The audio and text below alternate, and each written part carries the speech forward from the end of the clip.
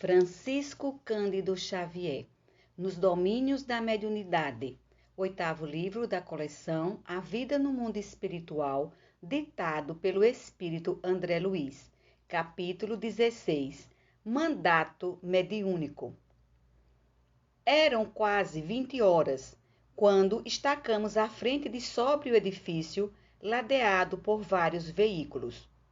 Muita gente ia e vinha. Desencarnados em grande cópia, congregavam-se no recinto e fora dele. Vigilantes de nosso plano estendiam-se atenciosos, impedindo o acesso de espíritos impenitentes ou escarnecedores. Variados grupos de pessoas ganhavam ingresso à intimidade da casa, mas, no pórtico, experimentavam a separação de certos espíritos que a seguiam. Espíritos que não eram simples curiosos ou sofredores, mas blasfemadores e renitentes no mal. Esses casos, porém, constituíam exceção, porque, em maioria, o séquito de irmãos desencarnados se formava de gente agoniada e enferma, tão necessitada de socorro fraterno como os doentes e aflitos que passavam a acompanhar. Entramos. Grande mesa ao centro de vasta sala encontrava-se rodeada de largo cordão luminoso de isolamento. Em derredor reservava-se ampla área, onde se acomodavam quantos careciam de assistência, encarnados ou não. Área essa que se mostrava igualmente protegida por faixas de defesa magnética, sob o cuidado cauteloso de guardas pertencentes à nossa esfera de ação. À frente, na parte oposta à entrada, vários benfeitores espirituais conferenciavam entre si, e junto deles, respeitável senhora ouvia, prestimosa, diversos pacientes. Apresentava-se a matrona revestida por extenso halo de irradiações opalinas.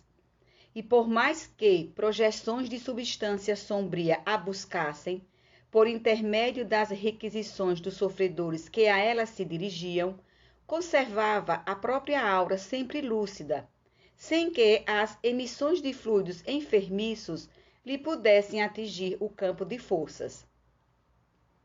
Designando-a com a destra, o assistente informou: é a nossa irmã Ambrosina, que há mais de 20 anos sucessivos procura oferecer à mediunidade cristã o que possui de melhor na existência. Por amor ao ideal que nos orienta, renunciou às mais singelas alegrias do mundo, inclusive o conforto mais amplo do santuário doméstico, uma vez que atravessou a mocidade trabalhando sem a consolação do casamento. Ambrosina trazia o semblante quebrantado e rugoso, refletindo, contudo, a paz que lhe vibrava no ser. Na cabeça, entre os cabelos grisalhos, salientava-se pequeno funil de luz, à maneira de delicado adorno. Intrigados, consultamos a experiência de nosso orientador e o esclarecimento não se fez esperar.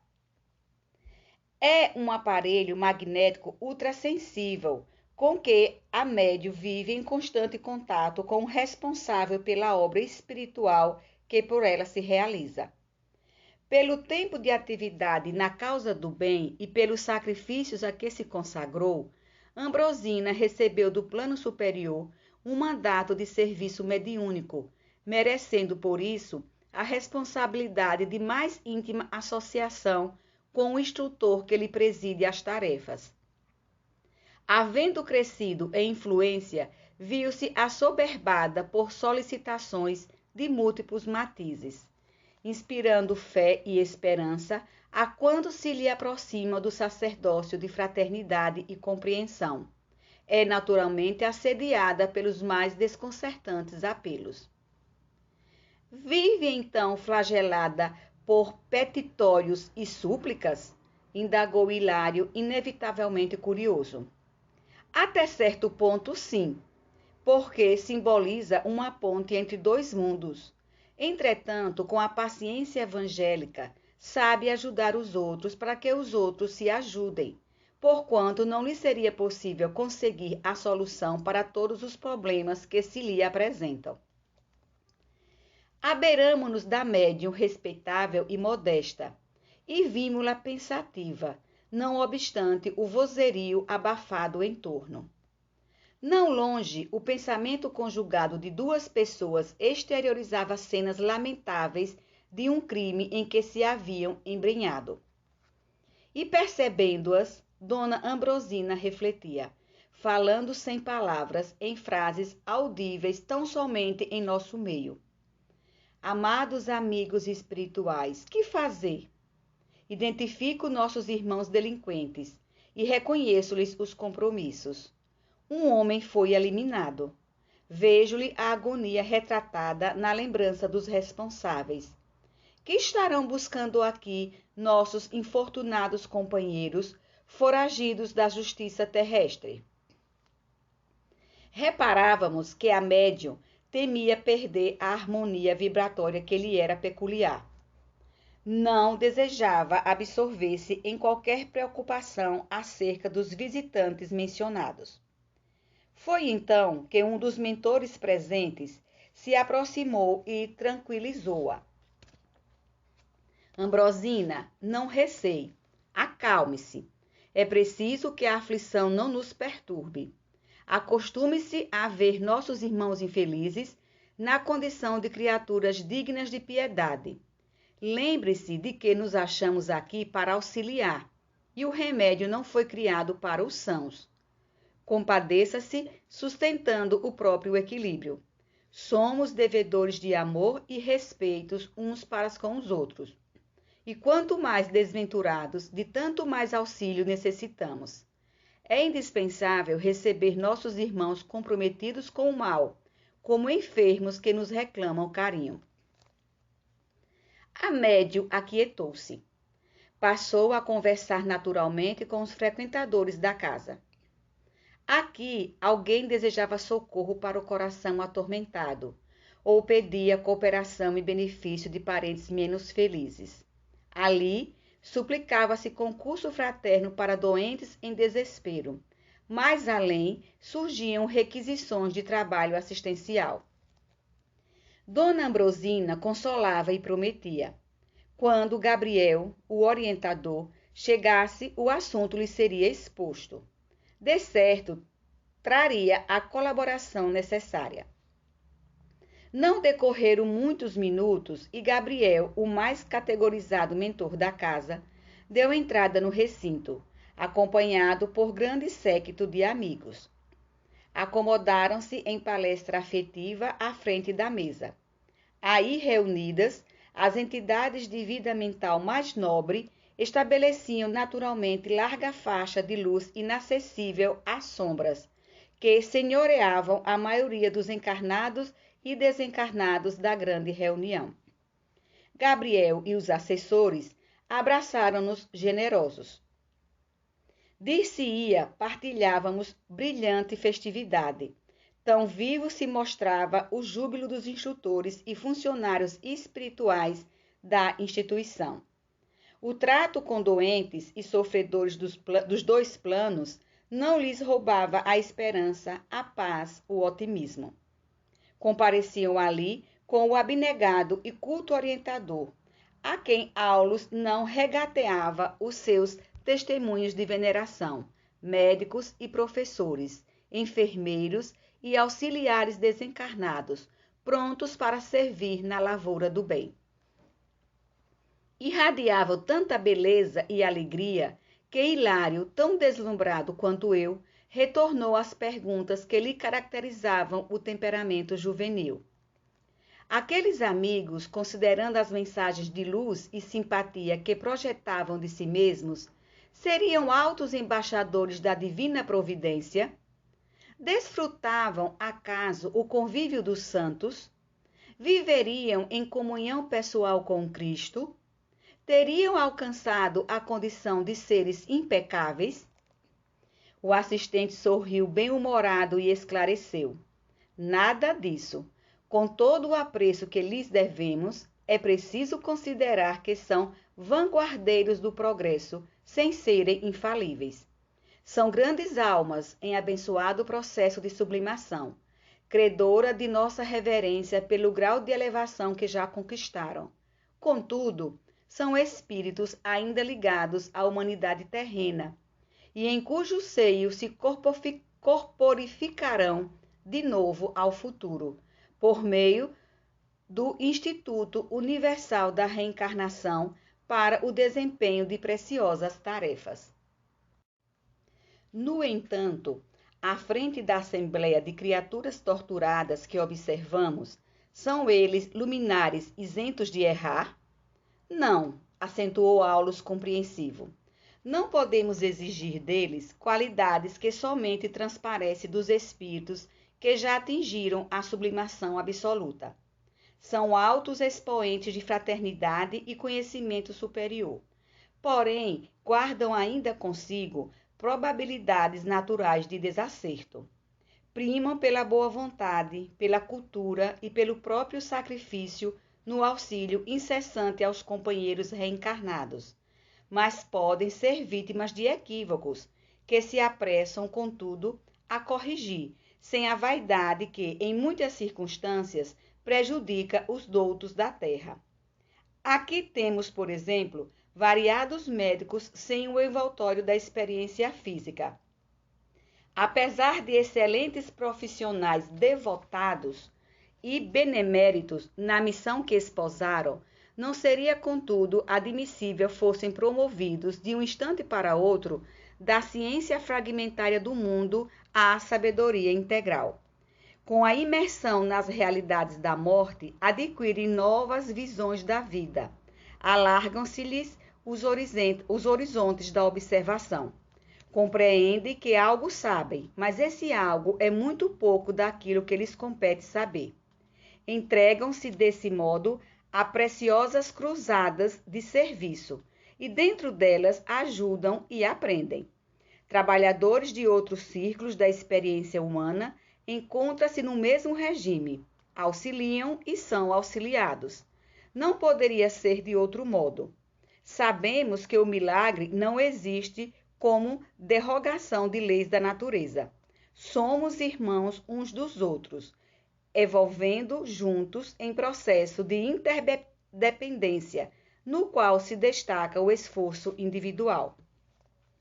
Nessa altura do esclarecimento que registrávamos felizes, Dona Ambrosina sentara-se ao lado do diretor da sessão, um homem de cabelos grisalhos e fisionomia simpática, que havia organizado a mesa orientadora dos trabalhos com 14 pessoas, em que transpareciam a simplicidade e a fé. Enquanto Gabriel se postava ao lado da médium, aplicando-lhe passes de longo circuito, como a prepará-la com segurança para as atividades da noite, o condutor da reunião pronunciou sentida prece. Em seguida, foi lido um texto edificante de livro doutrinário, acompanhado por breve anotação evangélica, em cuja escolha preponderou a influência de Gabriel sobre o orientador da casa. Da leitura global, distinguia-se a paciência por tema vivo. E, realmente, a Assembleia, examinada no todo, mostrava-se flagelada de problemas inquietantes, reclamando a chave da conformação para alcançar o reequilíbrio. Dezenas e dezenas de pessoas aglomeravam-se em derredor da mesa, exibindo atribulações e dificuldades. Estranhas formas de pensamento surgiam de grupo a grupo, denunciando-lhes a posição mental. Aqui, dardos de preocupação, estiletes de amargura, nevoeiros de lágrimas. Acolá, obsessores enquistados no desânimo ou no desespero, entre agressivos propósitos de vingança, agravados pelo temor do desconhecido. Desencarnados em grande número suspiravam pelo céu, enquanto outros receavam o inferno, desajustados pela falsa educação religiosa recolhida no plano terrestre.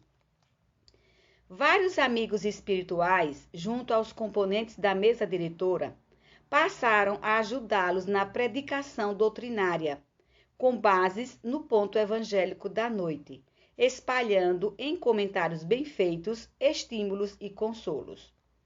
Fichas individuais não eram declinadas, entretanto, percebíamos claramente que as pregações eram arremessadas no ar com endereço exato. Aqui levantavam um coração caído em desalento. Ali advertiam consciências descuidadas, mais além renovavam o perdão, a fé, a caridade, a esperança. Não faltavam quadros impressionantes de espíritos perseguidores, que procuravam hipnotizar as próprias vítimas, precipitando-as no sono provocado para que não tomassem conhecimento das mensagens transformadoras, ali veiculadas pelo verbo construtivo. Muitos médios funcionavam no recinto, colaborando em favor dos serviços de ordem geral a se processarem harmoniosos. Todavia, observávamos que Dona Ambrosina era o centro da confiança de todos e o objeto de todas as atenções. Figurava-se ali o coração do santuário, dando e recebendo, ponto vivo de silenciosa junção entre os habitantes de duas esferas distintas. Junto dela, em oração, foram colocadas numerosas tiras de papel. Eram requerimentos, anseios e súplicas do povo, recorrendo à proteção do além nas aflições e aperturas da existência. Cada folha era um petitório agoniado, um apelo comovedor. Entre Dona Ambrosina e Gabriel, destacava-se agora extensa faixa elástica de luz azulínea e amigos espirituais prestos na solidariedade cristã. Nela entravam e um a um tomavam o braço da medianeira, depois de lhe influenciarem os centros corticais, atendendo tanto quanto possível aos problemas ali expostos.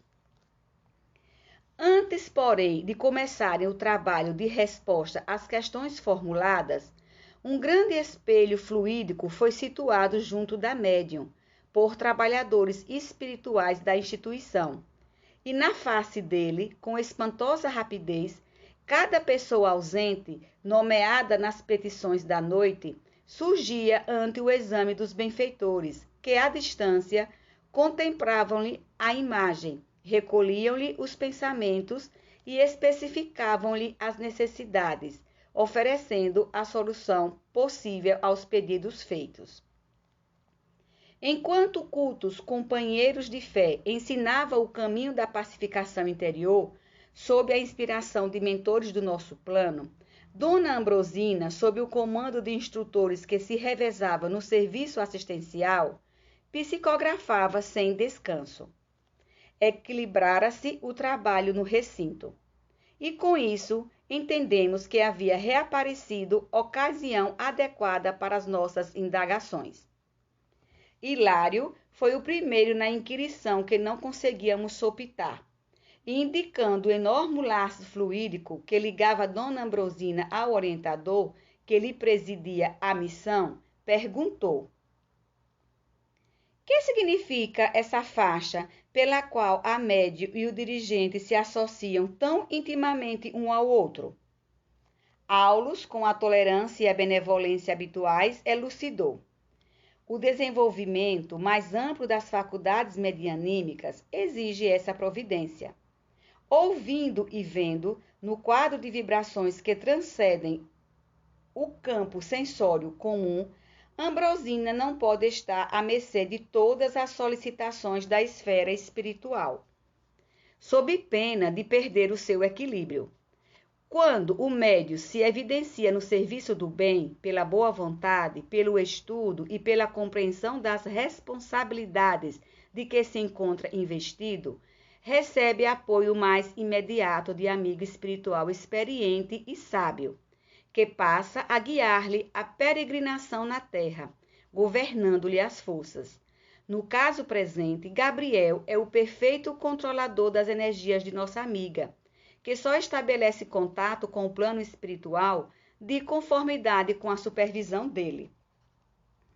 Quer dizer que, para efetuarmos uma comunicação com o intermédio da senhora, sob nosso estudo, será preciso sintonizar com ela e com o orientador ao mesmo tempo? Justamente, respondeu Aulo satisfeito. Um mandato mediúnico reclama ordem, segurança, eficiência. Uma delegação de autoridade humana envolve concessão de recursos da parte de quem se outorga. Não se pedirá a cooperação sistemática do médio sem oferecer-lhe as necessárias garantias. Isso, porém, não dificultará o processo de intercâmbio? De modo algum. Perante as necessidades respeitáveis e compreensíveis, com perspectivas de real aproveitamento, o próprio Gabriel se incumbe de tudo facilitar, ajudando aos comunicantes tanto quanto auxilia a médium. Assinalando a perfeita comunhão entre o mentor e a tutelada, indaguei por minha vez se uma associação daquela ordem não estaria vinculada a compromissos assumidos pelos médios antes da reencarnação, ao que Aulos respondeu prestimoso. Ah, sim, semelhantes serviços não se efetuam sem programa. O acaso é uma palavra inventada pelos homens para disfarçar o menor esforço. Gabriel e Ambrosina planejaram a experiência atual muito antes que ela se envolvesse nos densos fluidos da vida física. E por que dizer? Continuei lembrando ao assistente as suas palavras. Quando o médium se destaca no serviço do bem, recebe apoio de um amigo espiritual. Se esse amigo espiritual e o médium já se encontram irmanados um ao outro desde muito tempo. O instrutor fitou-me de frente e falou. Em qualquer cometimento, não seria lícito desvalorizar a liberdade de ação. Ambrosina comprometeu-se. Isso, porém, não a impediria de cancelar o contrato de serviço, não obstante reconhecer-lhe a excelência e a magnitude. Poderia desejar imprimir novo rumo ao seu idealismo de mulher, adiando realizações sem as quais não se erguerá livremente do mundo. Os orientadores da espiritualidade procuram companheiros, não escravos. O médium digno da missão do auxílio não é um animal subjugado à canga, mas sim um irmão da humanidade e um aspirante à sabedoria. Deve trabalhar e estudar por amor. É por isso que muitos começam a jornada e recuam, livres para decidir quanto ao próprio destino. Muitas vezes preferem estagiar com indesejáveis companhias, caindo em temíveis fascinações. Iniciam-se com entusiasmo na obra do bem. Entretanto, em muitas circunstâncias, dão ouvidos a elementos corruptores que os visitam pelas brechas da invigilância. E assim, tropeçam e se estiram na cupidez, na preguiça, no personalismo destruidor ou na sexualidade delinquente, transformando-se em joguetes dos adversários da luz, que lhes vampirizam as forças, aniquilando-lhes as melhores possibilidades. Isso é da experiência de todos os tempos e de todos os dias. Sim, concordei, mas não seria possível aos mentores espirituais a movimentação de medidas capazes de pôr cobro aos abusos quando os abusos aparecem? Meu interlocutor sorriu e obtemperou. Cada consciência marcha por si, apesar de serem numerosos os mestres do caminho. Devemos a nós mesmos a derrota ou a vitória. Almas e coletividades adquirem as experiências com que se redimem ou se elevam, ao preço do próprio esforço. O homem constrói, destrói e reconstrói destinos, como a humanidade faz e desfaz civilizações, buscando a melhor direção para responder aos chamamentos de Deus. É por isso que pesadas tribulações vagueiam no mundo, tais como a enfermidade e a aflição, a guerra e a decadência, despertando as almas para o discernimento justo. Cada qual vive no quadro das próprias conquistas ou dos próprios débitos. Assim considerando, vemos no planeta milhões de criaturas sob as teias da mediunidade torturante, milhares detendo possibilidades psíquicas apreciáveis, muitas tentando o desenvolvimento dos recursos dessa natureza e raras obtendo um mandato mediúnico para o trabalho da fraternidade e da luz. E segundo reconhecemos, a mediunidade sublimada é serviço que devemos edificar, ainda que essa gloriosa aquisição nos custe muitos séculos. Mas, ainda no mandato mediúnico, o tarefeiro da condição de Dona Bronzina pode cair? Como não? Acentuou o interlocutor. Um mandato é uma delegação de poder obtida pelo crédito moral, sem ser um atestado de santificação.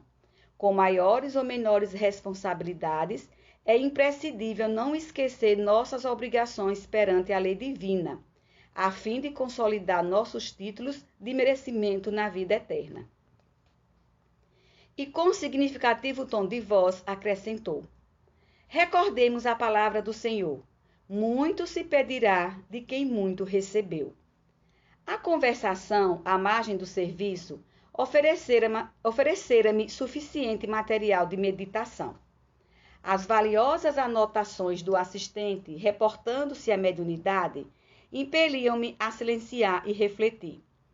Isso, porém, não acontecia com meu companheiro, porque Hilário, fixando o espelho fluídico em que os benfeitores do nosso plano recolhiam informações rápidas para respostas às consultas, solicitou de nosso orientador alguma definição sobre o delicado instrumento que funcionava às mil maravilhas, mostrando quadros com pessoas angustiadas ou enfermas de momento a momento. É um televisor manobrado com recursos de nossa esfera. Entretanto, inquiriu Hilário minucioso, a face do espelho mostra o veículo de carne ou a própria alma? A própria alma. Pelo exame do perispírito, alinham-se avisos e conclusões. Muitas vezes é imprescindível analisar de modo meticuloso certos casos que nos são apresentados. Todavia, recolhendo o apelo em massa, mobilizamos meios de atender à distância. Para isso, trabalhadores das nossas linhas de atividade são distribuídos por diversas regiões, onde captam as imagens de acordo com os pedidos que nos são endereçados, sintonizando as emissões com o aparelho receptor sob nossa vista. A televisão, que começa a estender-se no mundo, pode oferecer uma ideia imediata de semelhante serviço, salientando-se entre nós essas transmissões são muito mais simples, exatas e instantâneas. Meu colega refletiu alguns momentos, como se grave problema se aflorasse à cabeça, e considerou. O que vemos sugere importantes ponderações. Imaginemos que alguém expressa determinada solicitação ao mandato mediúnico, sujeita a certa demora entre a requisição e a resposta. Figuremos que o interessado, situado longe, desencarne e permaneça em espírito, como acontece em muitas ocasiões, num aposento doméstico ou em algum leito de hospital, embora já liberado do corpo físico. No caso desses, a resposta dos benfeitores espirituais será fornecida como se fosse dedicada ao encarnado autêntico? Isso pode ocorrer em várias circunstâncias, acrescentou o assistente, uma vez que não nos achamos num serviço automático ou milagroso. Agimos com espírito de cooperação e boa vontade, dependendo o êxito do auxílio mútuo, porque uma só peça não solucionará os problemas da máquina inteira. Funcionários que recolhem anotações reclamam o concurso eficiente daqueles que as transmitem. Muita vez, a longa distância, a criatura em sofrimento é mostrada aos que propõem socorrê-la, e os samaritanos da fraternidade, em virtude do número habitualmente enorme dos aflitos, com a obrigação de ajudar de improviso, não podem, de momento, ajuizar se então recebendo informa acerca de um encarnado ou de um desencarnado, mormente quando não se acham laureados por vastíssimas experiências. Em certas situações, os necessitados exigem auxílio intensivo, em pequenina fração de minuto. Assim sendo, qualquer equívoco desse jaez é perfeitamente admissível. Mas isso, tornou Hilário, não seria perturbar o serviço da fé? Se fôssemos nós os encarnados, não julgaríamos tal acontecimento como inútil resposta enviado a um morto? Não, Hilário, não podemos situar a questão nesses termos. Quem busca sinceramente a fé encontra o prêmio da compreensão clara e pacífica das coisas, sem prejudicar-se diante de contradições superficiais e aparentes. Nesse ponto do diálogo, o assistente meditou um instante e observou.